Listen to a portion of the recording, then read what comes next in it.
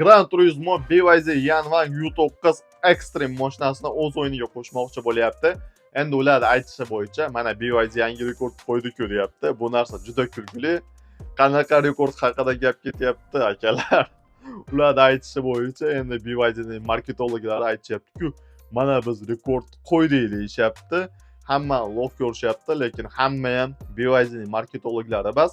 Chunki bularda rekordlari haqqoniy emas. Nimaga unaqa deyapman sizlarga?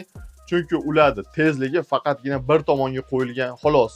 Nima bo'ladigan bo'lsa, haqqoniy tez ikki tomonga qo'yiladi. Birinchi bu tomonga bo'ladigan bo'lsa, ikkinchi u tomonga bo'ladi. Nimaga unaqa deyapman sizlarga? Shamol qarshiligi bo'lishi kerak.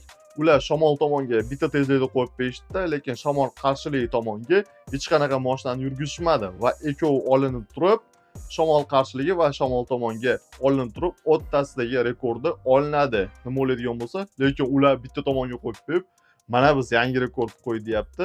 Bu narsa anchagina noto'g'ri.